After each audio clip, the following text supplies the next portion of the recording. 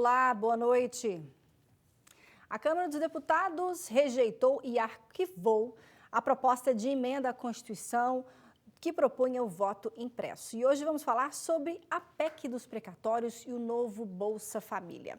Aqui no estúdio eu recebo o professor de Direito da UFA, Alexandre Valmert, para um bate-papo sobre esse assunto.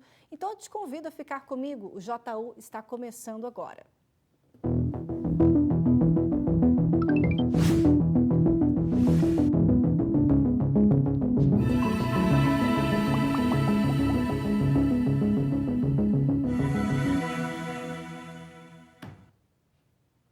Começamos hoje com os números atualizados da Covid-19.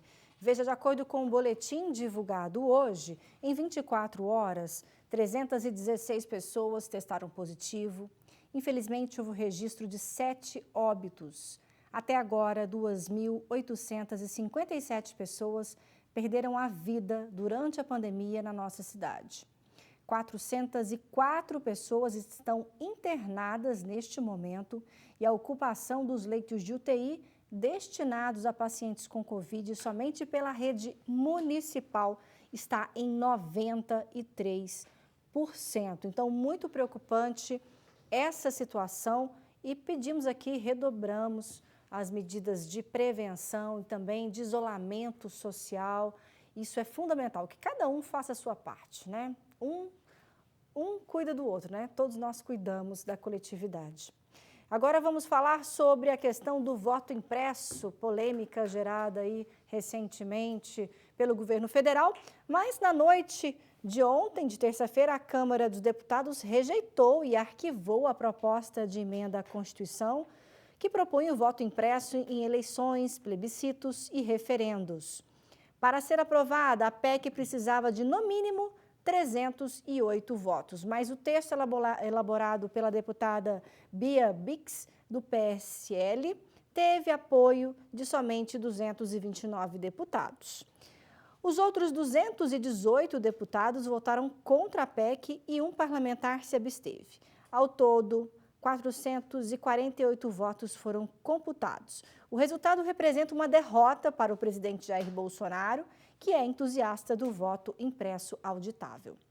Sem apresentar provas concretas, ele defende que há fraude no sistema de votação por meio das urnas eletrônicas e faz acusações a ministros do Supremo Tribunal Federal e do Tribunal Superior Eleitoral também, que é algo também muito grave que nós já falamos aqui no JU. Então, hoje de manhã, ele voltou a fazer críticas ao TSE e repetiu que a eleição de 2020 não será segura. Bom, esse é um tema também que agora a gente volta a falar daqui a pouco. Eu vou aproveitar nosso professor aqui de Direito para também a gente rever essa questão do voto impresso e a conclusão que teve agora com essa derrota do governo na Câmara dos Deputados. Mas antes vamos falar sobre o tema que é destaque no JU de hoje, que é a PEC dos precatórios e também o novo projeto de Bolsa Família. Entenda mais na reportagem a seguir.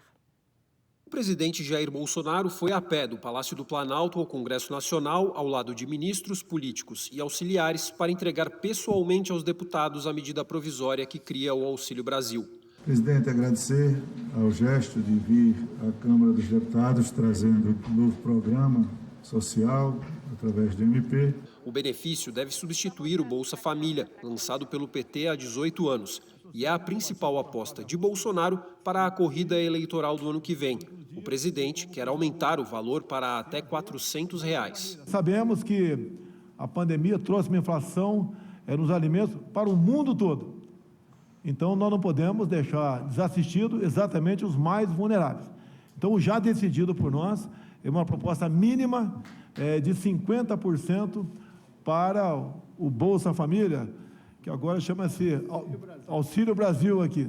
A medida provisória que cria o Auxílio Brasil mantém a base do atual Bolsa Família. O foco do programa de assistência social continua nas famílias em situação de extrema pobreza ou pobres. O governo, no entanto, quer uma nova divisão dos pagamentos. Primeira infância, de núcleos que tenham crianças até 3 anos. Composição familiar, com gestantes ou pessoas entre 3 e 21 anos. e superação da extrema pobreza, como já acontece atualmente. Além disso, o texto estabelece benefícios complementares para quem tem filhos que sejam destaque no esporte e em competições acadêmicas. Auxílio creche quando não houver vaga na rede pública, incentivo a produtores rurais por meio da compra de produção e ainda complemento de renda para trabalhadores urbanos com emprego formal. Outro ponto importante é a possibilidade de concessão de crédito consignado de até 30% do benefício.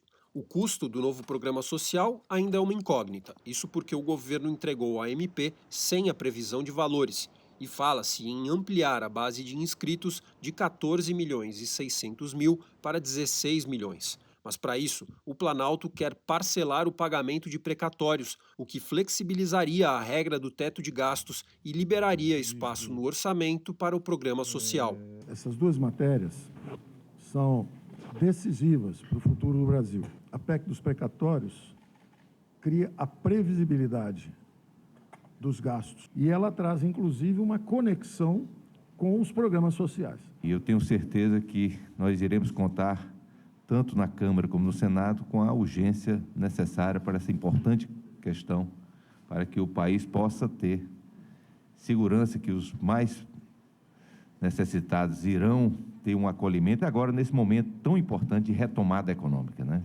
Vejo com bons olhos a iniciativa do governo Bolsonaro. Amparar os mais pobres nesse momento difícil é um dever de todos nós. Nós defendemos que seja ao menos R$600 para as pessoas que precisam, e muitas estão precisando, porque o governo Bolsonaro faz as pessoas serem mais pobres, muitos do desemprego, e inclusive em períodos de passar nos açougues para pegar um osso para ter o sabor da carne.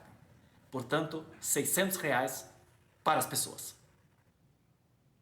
Bom, tema complexo. Nós também ouvimos agora, para falar sobre o novo Bolsa Família, o professor de Sociologia do Instituto de Ciências Sociais aqui da UFO, Moacir de Freitas. Veja a opinião dele. Boa noite, Patrícia. Boa noite, amigos do Jornal da UFO. É um prazer estar aqui com vocês novamente. O programa Auxílio Brasil, apresentado anteontem, ainda é só uma ideia, formulada em uma medida provisória. Então, nós ainda não há muitos elementos para a gente poder analisar de uma forma concreta assim, o que vai ser o programa. Mas olhando para o que já se sabe, acho que já é possível a gente tirar algumas conclusões iniciais. Em relação ao programa em si, a MP não aponta de onde virão os recursos para custear tanto o aumento da participação das famílias como o aumento de valor pretendido. Essa ideia de casar com a questão dos precatórios, além de, em tese, ferir as normas fiscais vigentes, passa um pouco a impressão de que a proposta mais parece uma manobra político-eleitoral apresentada às pressas do que uma nova política pública pensada para aprimorar os elementos que já existem hoje nessa área. Ainda não se sabe qual vai ser o critério mínimo para ingressar no programa, se será ou não mantido o critério de renda per capita de até R$ 89 por mês que o Bolsa Família usa hoje. A MP não fala nada sobre isso. Ainda o governo fala em incluir famílias em que existam jovens com até 21 anos de idade que ainda estejam cursando o ensino básico, uma condição difícil de ser atingida, porque em geral os jovens dessa idade ou já completaram o ensino básico ou não vão mais cursá-lo porque já passou muito tempo. A MP também propõe uma série de bonificações, o desempenho na escola, desempenho nos esportes, inclusive com bolsas, arrumar emprego formal, enfim. Todos esses bônus precisam ser vistos por nós com muito cuidado e com muito critério, porque eles, no geral, tiram o foco do essencial, que é o combate à pobreza. Ademais, essas bonificações muito bem podem criar distorções no mecanismo, pagando mais para famílias que precisam menos, mas que reuniram em determinadas circunstâncias mais bônus.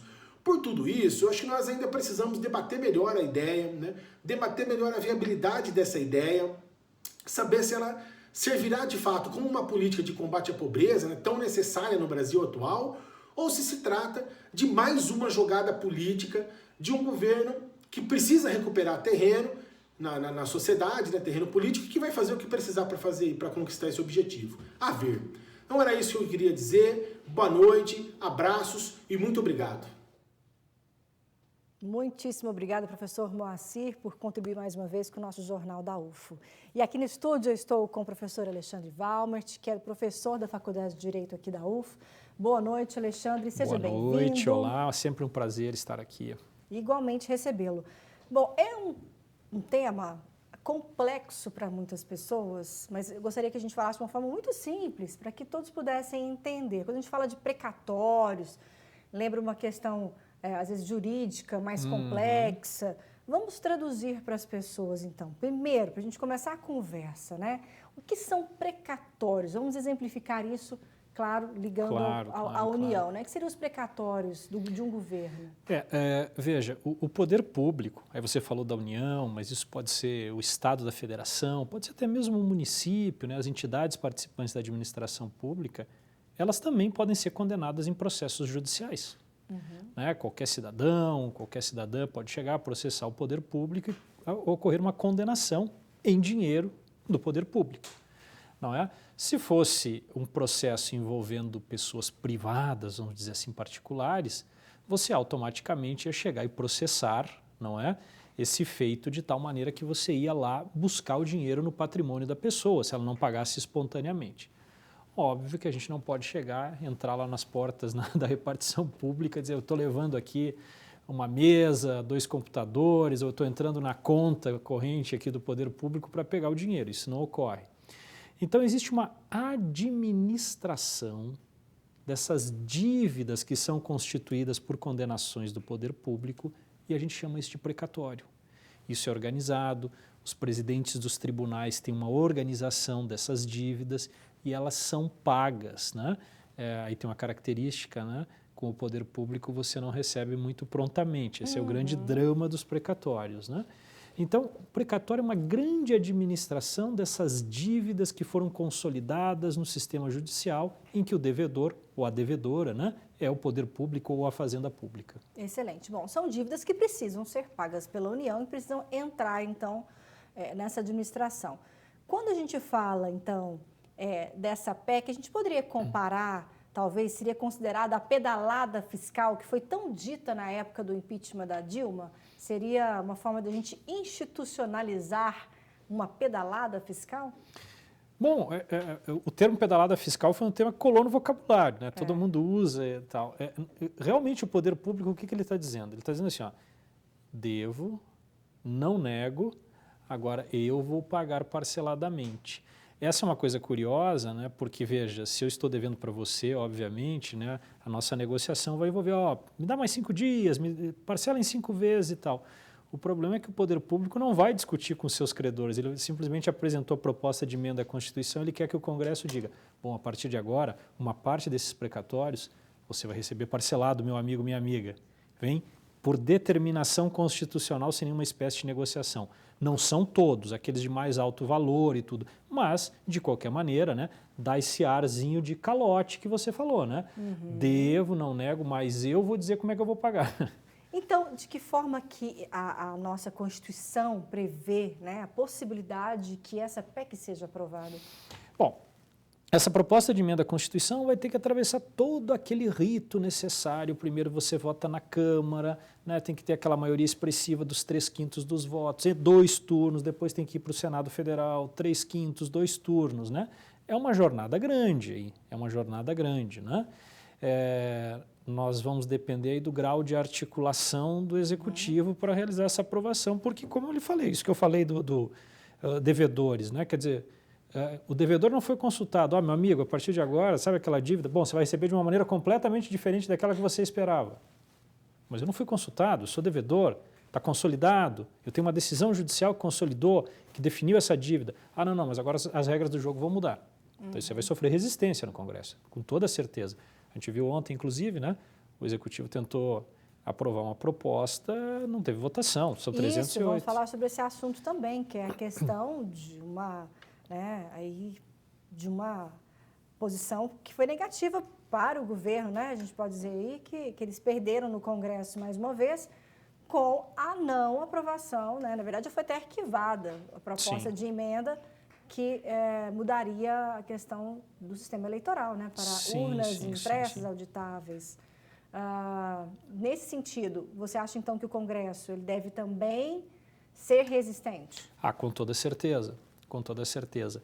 Até porque tem uma outra parte da proposta de emenda que o pessoal também está discutindo muito, que hoje está cheio de termos técnicos, né? Nosso telespectador, nossa telespectadora vão ter que dar uma canja aí para a gente. É porque além dessa história do precatório, lá tem uma outra regra, né? A gente tem que lembrar bem isso, né? O orçamento público, esse dinheiro não é do governante, é nosso, é meu, é seu, de quem está aqui nos assistindo agora, né? Então é claro que tudo que tem que ser gasto ali é diferente, né? De um particular, resolvi tomar uma cervejinha, vou ali e compro, o dinheiro é meu, faço o que bem entendo. Mas não estava planejado, não, mas eu vou comprar, estou afim e tal. Poder público não existe isso, é tudo regrado por lei, certo? Tudo regrado por lei. Inclusive, a chamada regra de ouro é o seguinte: para as despesas ordinárias do dia a dia, você não pode contrair dívida. Você vai ter que usar a sua arrecadação para isso. Nessa PEC, curiosamente, se insere, vamos dizer assim, uma flexibilização enorme dessa regra de ouro. A partir de agora, o poder público ele não vai ter que toda hora ir lá no Congresso assim, olha, eu preciso de crédito suplementar. Ele já vai fazer uma espécie de previsão antecipada, dizendo mais ou menos assim, olha, eu não vou ter dinheiro suficiente, então já me dá uma folga que eu vou buscar dinheiro na praça, não é? Bom, isso é grave. E por que eu liguei isso com o Congresso? Porque, na verdade, tradicionalmente, o que acontece? Quando o Executivo chega e precisa de crédito suplementar, ele tem que ir lá nos congressistas e dizer, olha, eu preciso de mais, por isso, por aquilo. A partir de agora, se esse texto for aprovado, né, perde-se, vamos dizer, esse poder de barganha que o Congresso tem, e não é só de barganha, é um poder de fiscalização. Eu acho até bom isso. Afinal de contas, né, por que você está pedindo mais dinheiro? O que aconteceu? Saber exatamente qual é o motivo, a motivação do governo. E a PEC quer alterar isso. Entendo. Olha só, gente, a gente ainda vai falar sobre isso. Agora, a PEC enviada ao Congresso, ela tem o objetivo, então, de parcelar esses precatórios. E, claro, que o Paulo Guedes negou que a proposta seja uma forma de dar calote. Então, veja na reportagem a seguir. A proposta de emenda à Constituição que permitirá o parcelamento no pagamento de precatórios a partir de 2022 já está sendo analisada pelo Congresso. Precatórios são dívidas da União com pessoas físicas, jurídicas, estados e municípios reconhecidas em decisões judiciais definitivas, ou seja, que não são mais passíveis de recursos e que devem ser pagas pelo governo. No próximo ano, os precatórios, segundo o Tesouro Nacional, somarão mais de 89 bilhões de reais, contra 54,7 bilhões neste ano, o que consumiria todo o espaço adicional aberto no teto de gastos. O governo reconhece a dívida, mas disse que não tem como pagar o montante. Por isso, quer parcelar parte do valor da dívida, mas precisa aprovar a proposta de emenda à Constituição, porque a regra é que o pagamento seja feito à vista, sem nenhum parcelamento. Segundo o texto do Executivo, o pagamento à vista será apenas dos precatórios de até R$ 66 mil. Acima disso, e abaixo de 66 milhões, as dívidas seriam quitadas de acordo com a capacidade de pagamento anual da União. Já nos casos acima de 66 milhões de reais, 15% seria paga à vista e o restante parcelado em até 9 anos. As críticas à proposta dizem que a PEC é um calote do governo. Primeiro, não haverá calote. É a primeira afirmação, né? Não haverá calote. Segundo, os mais vulneráveis serão inteiramente preservados. Todo mundo tiver precatório até 66 mil, recebe instantaneamente, não muda nada. Terceiro, os superprecatórios. Superprecatórios são superiores a 66 milhões. Esses têm uma entrada de 15% e 9 prestações iguais. Nós estamos levando em 9 prestações iguais até, no caso atual, até 29, mas os próximos superprecatórios que vierem, para nós darmos uma previsibilidade a eventos futuros, todo o superprecatório daqui para frente, em 2022, 2023, 2024, agora tem uma regra permanente que nós atualizamos. Esses direitos estão muito longe de ser calote, eles são um título, uma exigibilidade contra o governo brasileiro. Devo, não nego, pagarei assim que puder. Segundo o governo federal, a PEC vai compatibilizar essas despesas com o teto de gastos. regra que limita o crescimento da maior parte das despesas à inflação do ano anterior. Os precatórios são gastos obrigatórios. Isso é o mesmo tipo de pedalada que gerou o impeachment da presidente Dilma, é muito semelhante. Parece óbvio, né? Você vai pegar uma dívida que existe hoje, vai pegar um pedaço substancial dela, 90% dela, jogar para frente, e no ano seguinte vai fazer a mesma coisa, e no outro ano vai fazer a mesma coisa, e daqui a 10 anos, que é o prazo que está se propondo, nós teremos um passivo de 800 bilhões de reais para administrar. Então, ainda para a gente entender mais sobre esse assunto, em especial sobre o teto de gastos que vai sofrer um golpe. Esse alerta é da Instituição Fiscal Independente, um órgão de assessoramento do Senado. Entenda na reportagem. A proposta de parcelar os pagamentos precatórios, as dívidas que a Justiça mandou o governo pagar, foi encarada como a bala de prata para turbinar o novo Bolsa Família, de olho nas eleições do ano que vem.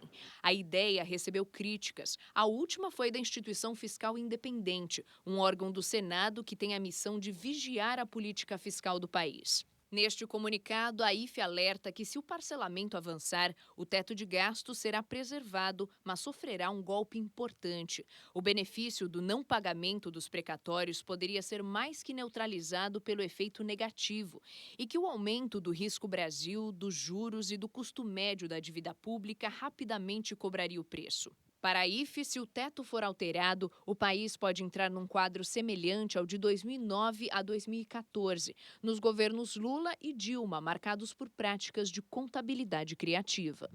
Quando você fala que você vai mudar a contabilidade, tirar dinheiro de um título certo, que é para pagamento de precatórios, e usar para outra finalidade qualquer, seja ela social ou não, pode ser Bolsa Família, pode ser auxílio emergencial, que a gente não tá olhando para o mérito do gasto, você sinaliza com uma pedalada, porque você está fazendo contabilidade criativa.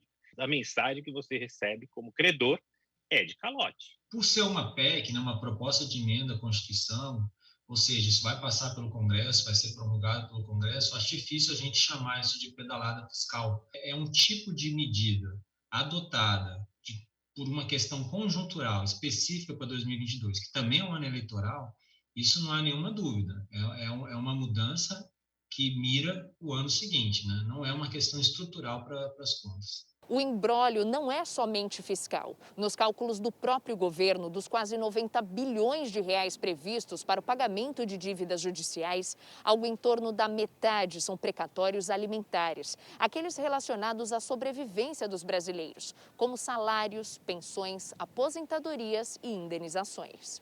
E os reflexos de tudo isso vão muito além de quem derrotou o governo na justiça. O impacto, em primeiro lugar, para quem tem um precatório a receber, que corre o risco de demorar mais para receber essa dívida. Tem, em segundo lugar, a questão do aumento da dívida pública, porque com taxas de juros maiores, o governo acaba aumentando a dívida pública e tem menos dinheiro para gastar em educação, em saúde, gastos sociais. E, por fim, tem a questão de que o aumento das taxas de juros também puxam a economia para baixo, porque o crédito fica mais caro. Bom, aqui no estúdio a gente volta a conversar com o professor Alexandre Valmort. Professor, nós estamos chegando já na parte final do nosso jornal. Certo. Mas eu gostaria ainda de perguntar o seguinte. Essa questão dos precatórios, historicamente, no nosso país, não é algo recente, né? Eu gostaria que você falasse sobre isso e também de que forma essa nova proposta que chega agora ao Congresso, ela também mexe com a credibilidade, novamente, da economia brasileira. Perfeito. Bom, primeiro, assim, os precatórios são uma instituição extremamente importante, ninguém nega isso, eles administram, né, as formas como o poder público vai realizar o pagamento das suas condenações. Agora, eu sou obrigado a dizer também que ele tem uma história tumultuada. Na década de 90, por exemplo, nos anos de 96 e 97, nós tivemos um enorme escândalo no Brasil envolvendo o município de São Paulo, o estado de Santa Catarina, por exemplo, em que houve uma verdadeira fraude na emissão dos precatórios, uma burla. Né? O estado de Santa Catarina, por exemplo, daí sim, isso aí não foi nem uma pedalada. Né? Foi golpe mesmo? Foi assim, pedalada se usa os pés, né? Usaram um motor de 1000 cilindradas, eles foram lá na frente. O estado de Santa Catarina, o que ele fez? Ele falsificou a lista de precatórios para poder se endividar mais do que era permitido. Tá? Então, história complicadíssima, né?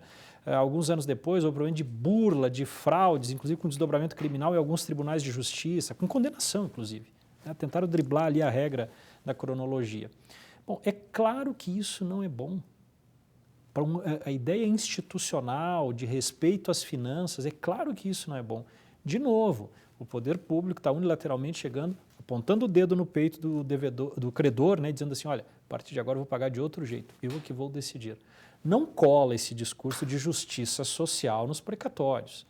Os precatórios altos. São altos por quê? Porque houve condenação. Não é? Então isso é péssimo, né, para o ambiente de respeito aos compromissos do poder público. Péssimo.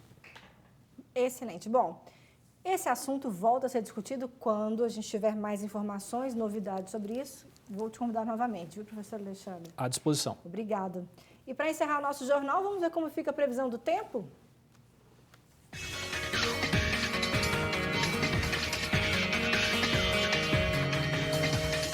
Em Uberlândia, faz sol com algumas nuvens no céu, mínima de 17 e máxima de 31 graus. Em Ituiutaba, o tempo será de sol coberto por nuvens, mínima prevista de 20 graus e máxima de 34. Dia ensolarado em Patos de Minas, sem previsão de chuva, com temperaturas entre 14 e 32 graus. Monte Carmelo conta com sol e nuvens no céu. Por lá, os termômetros marcam entre 15 e 30 graus. Para Monte Alegre de Minas, a previsão é de sol o dia todo, mínima de 18 graus e máxima de 33. Nosso JU está chegando ao fim. Mais uma vez, muitíssimo obrigada pela sua audiência. Professor Alexandre Valmont, muito obrigada também pela sua participação com a gente aqui no jornal. Muito obrigado, boa noite.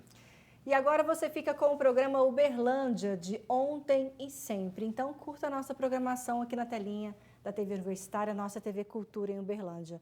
Cuide-se. Até amanhã.